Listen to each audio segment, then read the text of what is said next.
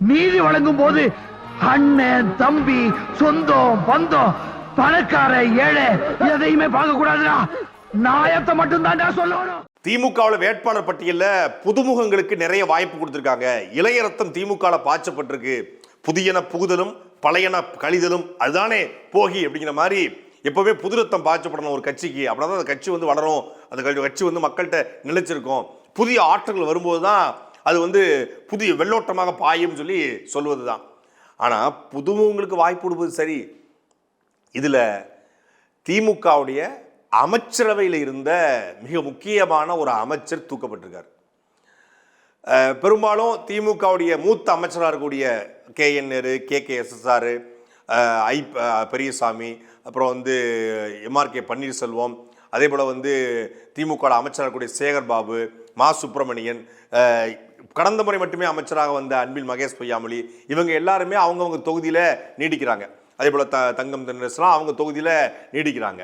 ஆனால் திமுக அமைச்சர்கள்லேயே குறுக்கையும் மறுக்கையும், கிழக்குக்கும் மேற்குக்கும் தெற்குக்கும் வடக்குக்கும் போய்கிட்டு ஊடகங்களில் உட்கார்ந்து கொண்டு வாய்ப்பேச்சு பேசுவதையே பெரிய வித்தை என்று நினைத்து கொண்டிருந்த மனோ தங்கராஜ் அவருடைய ஃபியூஸ் பிடுங்கப்பட்டிருக்கு. கடந்த ஒரு வாரத்துக்கு முன்னாடி தான் ஒரு டிபேட்டில் உட்காந்து நான் கன்னியாகுமரிக்கு என்ன பண்ணியிருக்கிறோம், நாகர்கோவிலுக்கு அதை பண்ணியிருக்கிறோம், நாங்களாம் போடும்போது உங்கள் அப்பா கோவணத்தில் நீ இருந்தேன்னு கேட்டார். இப்போ அவருடைய கோவணத்தையே திமுக தலைமை உருவிருக்கு. ஆனாலும் மனோ தங்கராஜருடைய ஆதரவாளர்கள், அவருடைய அடி வருடிகள், அவருடைய ஊப்பிகள் என்ன சொல்கிறாங்கன்னா, இல்லை அண்ணன் மனோ தங்கராஜ் தியாகம் பண்ணியிருக்கிறாரு, அவருக்கு சீட்டு மறுக்கப்படலை, அவர் தியாகம் பண்ணிட்டார். எதுக்காக? கன்னியாகுமரியுடைய மலைகளை காக்கணும்னா நம்ம MLAங்கிற அந்த உயர்ந்த பொறுப்பை வச்சுக்கிட்டு பண்ண முடியாது, அமைச்சருங்கிறத சுமையை வச்சுட்டு பண்ண முடியாது. நாம் ஒரு கட்சிக்காரனாக இருந்தால் தான் நம்ம கன்னியாகுமரி மலைகளை காக்க முடியும். அதனால் மேற்கு தொடர்ச்சி மலைகளுடைய கல்குவாரிகளை தடுப்பதற்கும் கனிமூல கொள்ளை தடுப்பதற்கும் மனோ தங்கராஜ் அவர்கள் MLA பதவியை தூக்கி விட்டு வந்துட்டாரா அப்படின்னு சொல்லி உடன்பிறப்புகள்லாம் புலங்காய்ந்து அடைகிறாங்களாம். தூக்கி விடலை, அவரை தூக்கி எரிஞ்சிருக்காங்க. பால்வளத்துறை அமைச்சராக இருந்து பாலில் கொழுப்படுத்தாரு, இப்போ அவர் கொழுப்பையே திமுக எடுத்துருச்சு அப்படின்னு சில பேரும், இப்போ அவருடைய கொழுப்பு அடங்கியிருக்கும் அப்படின்னு சில பேரும் சமூக வலைதளங்களில் விமர்சனங்களாக எழுதி கொண்டிருக்காங்க. இனிமேல் மனோ தங்கராஜ் ஃப்ரீ பேட், என்ன வேணாலும் பண்ணலாம், என்ன வேணாலும் செய்யலாம், ஆனால் எதுவும் பண்ண முடியாது, எதுவும் செய்ய முடியாது அப்படி நிலைமைக்கு தள்ளப்பட்டிருக்காரு. இனி ஒரு ex-MLA, அதாவது கடைசியாக இருந்த ஒரு MLAன்னு சொல்லிக்கலாம். இனி அதான் வாழ்க்கையில் அவர் தான் கடைசியாக MLA வந்திருக்கார். 2021-26 தான் அவருடைய கடைசியாக MLAவாக இருந்தார்னு இனி போல. ஒன்லி ex-MLA தான், ஒன்லி முன்னாள் அமைச்சர் தான். இனி ஒருபோதும் அமைச்சராக இருக்க போறதில்ல, ஒருபோதும் MLA கிடையாது. ஏன்னா வாய் வாய் வாய் ஊர் வாயு ஒளவாயி. இவரு பக்கம் வாயை விட்டு மக்கள் எதிர்கட்சின்னு சொல்லி அதிருப்தி காயி எப்படி MLA சீட்டு கிடைக்காம ஒதுக்கப்பட்டிருக்காரோ, அதே போல இன்னொருத்தருக்கும் வாயின்னா வாயி இந்த மாதிரி வாய். ஹஸ்ஸின தானே போறீங்க, நீ எஸ்சி தானமா, நீ என்ன எனக்கு என்ன குடுத்து வச்சுக்கிறியா, எனக்கு செஞ்சு கிழிச்சியா அப்படின்னு மக்களை பார்த்து ஏளனமாக பேசி மக்களை அசிங்கமாக பேசி சேத்தால் அடி வாங்கினாரு நம்ம விழுப்புரத்துடைய பொன்முடி. இப்போ அவருடைய ஃபீஸும் பிடுங்கப்பட்டு அவருக்கு பதிலாக அவருடைய மகன் கௌதம சிகாமணிக்கு வாய்ப்பு வழங்கப்பட்டிருக்கிறது. அவருடைய வாய்ப்பு பொன்முடி கிட்டத்தட்ட மொழிப்போர்லேருந்து இருக்காப்புல. கிட்டத்தட்ட 8 முறை சட்டமன்ற உறுப்பினர், 3-4 முறைக்கு மேலே அமைச்சராக இருந்தவர். ஆனாலும் ஈடு ரைடு, வருமான வரி சோதனை, சேத்துல அடி வாங்கினது, வாயால கெட்டதுன்னு சொல்லி வாயால கெட்டு இப்பொழுது MLA சீட்டும் அவருக்கும் மறுக்கப்பட்டிருக்கிறது. அதே போல ஆதிதிராவிட நலத்துறை அமைச்சராக இருந்த கயல்விழி செல்வராஜ் அவர்கள், அவருடைய வாய்ப்பும் மறுக்கப்பட்டிருக்கு. முக்கியமான 3 அமைச்சர்களுடைய பொறுப்பு அமைச்சர்களுக்கு சீட்டு மறுக்கப்பட்டிருக்கு. அதே போல திமுகவில் இந்த MLA சீட்டுகளுக்கு பெரிய லாபி நடந்திருக்கு. அது கண்கூட அந்த MLA பட்டியலை பார்க்கும்போது தெரியுது. திமுகவோட தலைவரையா ஸ்டாலின் அவர்களோ, துணை முதலமைச்சர் உதயநிதி ஸ்டாலின் அவர்களோ இதில் நேரடியாக தலையிட்டாங்கன்னு தெரியாது. ஆனால் மாவட்ட செயலாளர்கள் தங்களுடைய இன்ஃப்ளூயன்ஸை பயன்படுத்தி சீட்டை வாங்கி கொடுத்துருக்காங்க. ஒவ்வொரு இடத்துலையுமே போட்டி இருக்கும். இன்னும் 5 பேர் 6 பேர் 10 பேர் 20 பேர் விருப்ப மனுக்கள் தாக்கல் பண்ணுவாங்க. ஆனால் அந்த விருப்ப மனு தாக்கல் பண்ணதில் யாருக்கு கிடைக்கிது அப்படின்னா, யார் இன்ஃப்ளூயன்ஸ் பண்ணுறாங்களோ, யார் லாபி பண்ணுறாங்களோ, யார் தலைமைக்கு நெருக்கமாக இருந்து இந்த வேலை செய்யலாம் அவங்களுக்கு கிடைக்கும். தென்காசி திமுகவில் எனக்குத்தான் சீட்டுன்னு சொல்லி சிவபத்மநாபன் நினச்சிக்கிட்டு இருந்தார், முன்னாள் மாவட்ட செயலாளர். ஆனால் சிவபத்மநாபன் உனக்கு தான் குற்றாலத்தில் வரும்போது கூட்டெல்லாம் போவார். யார்? இந்த திமுக துணை பொதுச் செயலாளர் அன்பழகம் கலையை நம்பிக்கிட்டு இருந்தார் மலை போல. அன்பழகம் கலை சொல்லிட்டாரு, எனக்கு தான் சீட்டு, நான் தான் எம்எல்ஏ, மாவட்ட செயலாளர் பதவியில் தூக்கப்பட்டிருந்தாலும் எனக்கு எம்எல்ஏ கிடைச்சிடும் அப்படின்னு நம்பிக்கையோட சிவபத்மநாபன் இருக்க, அன்பகம் கலை இவனுக்கு எதுக்கு லாபி பண்ணணும், நம்ம பிள்ளைய நிப்பாட்டின்னு சொல்லி அன்பகம் கலையினுடைய மகன் மருத்துவர் கலை கதிரவன் தென்காசி சட்டமன்ற தொகுதியினுடைய வேட்பாளராக களம் காண்கிறார். அதே போல தான் கோயில்பட்டி சட்டமன்ற தொகுதியை பொறுத்தளவில் போன முறை கம்யூனிஸ்டுகளுக்கு திமுக ஒதுக்கிடுச்சு கூட்டணிக்கு.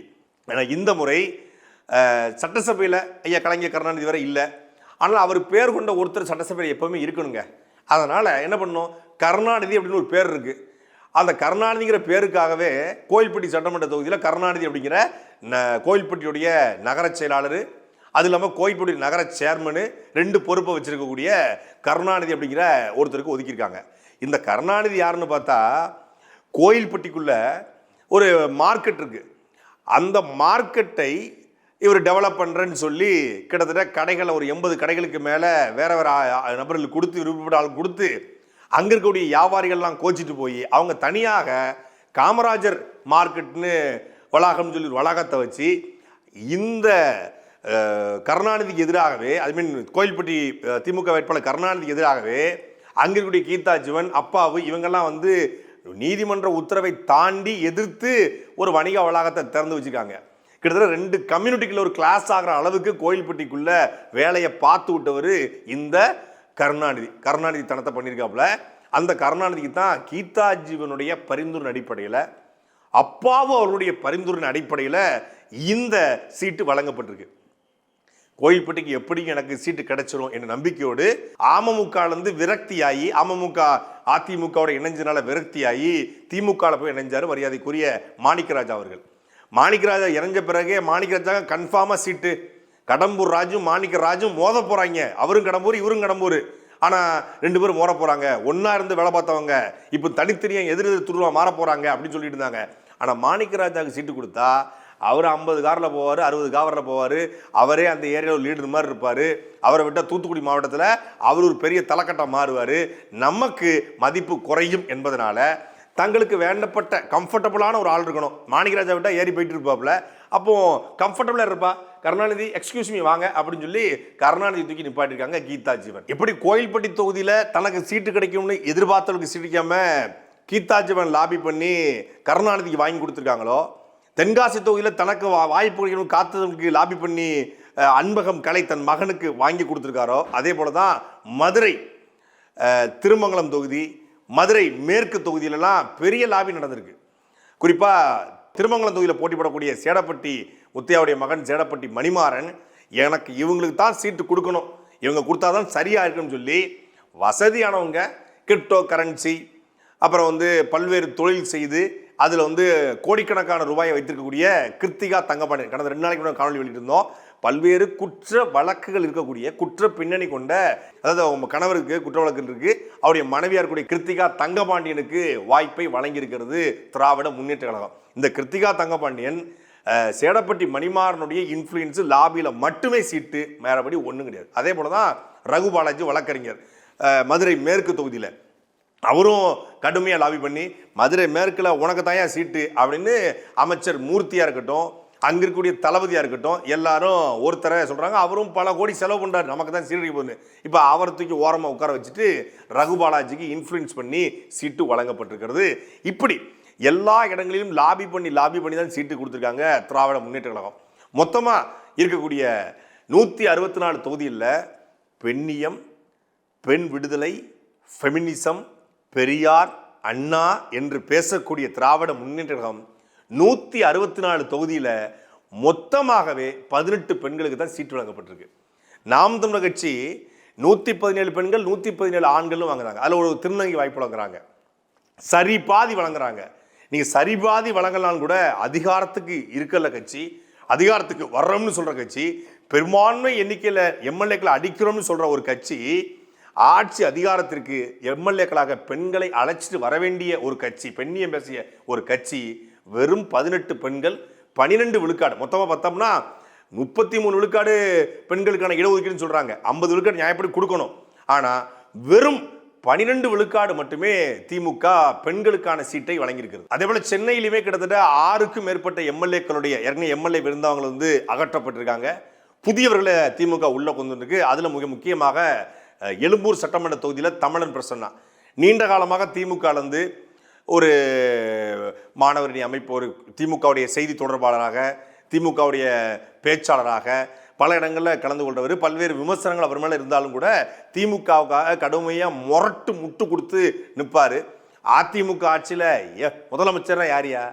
முதலமைச்சராக நம்ம வீட்டை அடப்பெடுக்கிறவன் தான் முதலமைச்சரும் பாப்பில். ஆனால் இதே ஆட்சியாக வந்தால் அப்படியே கப்சிப்புன்னு அமைதியாக நாங்கள் எங்கள் கிட்ட அதிகாரம் இருக்குது, நாங்கள் கொஞ்சம் கவனமாகத்தான் பேச வேண்டும் அப்படின்னு சொல்லி கவனமாக பேசுகிறார். இந்த 5 வருஷம் அவர் அடக்கி வாய்ச்சதுடைய நன்மை தான், அவர் ரொம்ப வாயை விடாமல் இருந்தோடைய நன்மை தான் இப்போ அவருக்கு எம்எல்ஏ சீட்டு ஒதுக்கப்பட்டிருக்கிறது. பரந்தாமன், எழும்பூர் தொகுதியை பரந்தாமன் எழும்பூர் தொகுதியை என் கோட்டையாக வச்சுக்கினாரு. இப்போ அதில் தமிழன் பிரசன்னா பெரிய ஓட்டையை போட்டிருக்காப்புல. அதே போல் 2011 தொடர்ச்சியாக கரூர் மாவட்டத்திலேயே, கரூர், அரவக்குறிச்சி என்று மாறி மாறி வென்று கொண்டிருந்த செந்தில் பாலாஜி முன்னாள் அமைச்சர் மாவட்டம் மாறி போயிருக்கார், தொகுதி மாறி போகல, மாவட்டத்தை விட்டு மாவட்டமே போயிருக்கார். கண்டம் விட்டு தவாயிர ஏவுகணை மாதிரி கோவை தெற்குக்கு போயிருக்காப்புல. கடந்த 2 ஆண்டு காலமாகவே அவர் கோவையை குறிவைத்து தான் பணி செஞ்சுக்கிட்டு இருந்தார். கோவைக்குள்ள திமுகவில் வேலுமணிக்கு அவர்களுக்கு இணையான ஒரு கேடர் தேவைப்படுறாங்க, ஒரு ஃபோர்ஸ் தேவைப்படுது அப்படின்னு சொல்லி இந்த எப்பா உன்னைய டிஎஸ்பியா ப்ரொமோட் பண்ணுறேன்ப்பா அப்படின்னு சொல்லி சிங்கம் படத்தை சூர்யாவை சொல்கிற மாதிரி உனக்கு கோவைக்கு ப்ரொமோட் பண்ணுறேன், கோவை தெற்கு தொகுதியில் போய் நில்லுன்னு சொல்லி ஐயா ஸ்டாலின் கொடுத்த உத்தரவின் அடிப்படையில் கோவை தெற்கில் களம்காண இருக்காராம் செந்தில் பாலாஜி. பல அமைச்சருடைய தொகுதி மாறினா கூட செந்தில் பாலாஜி முன்னாள் அமைச்சருடைய தொகுதி மாற்றப்பட்டிருக்கிறது, மாவட்டமே மாற்றப்பட்டிருக்கிறது. பெரும்பாலும் திமுக பொறுத்தளவில் 25லேருந்து 50 கோடி செலவு பண்ணணும். 25லேருந்து 50 கோடி செலவு பண்ணதுக்கு யார் தயாராக இருக்காங்களோ அவங்களுக்கான சீட்டு தான் வழங்கப்பட்டிருக்கிறது. இல்லைன்னா அமைச்சர்கள் அந்த தொகுதியை பார்த்துக்குவாங்க.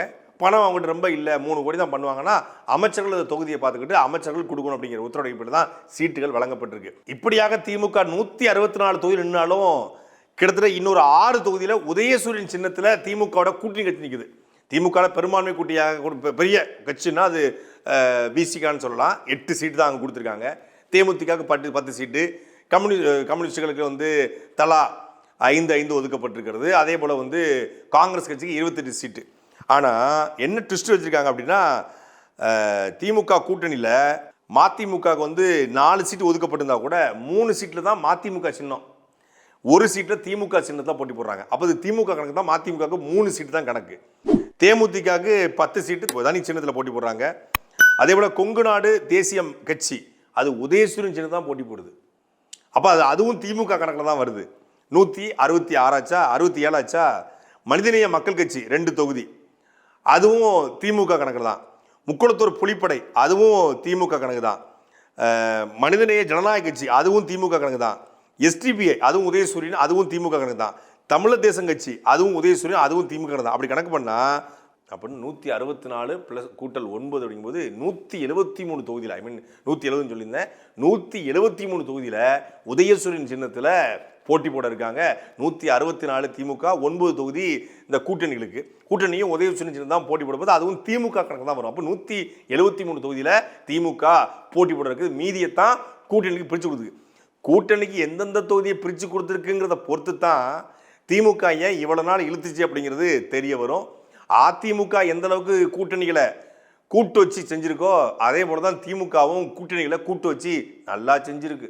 சாட்டை எடுத்து நாட்டை திருத்து, இளம் தலைமுறை தானே நீ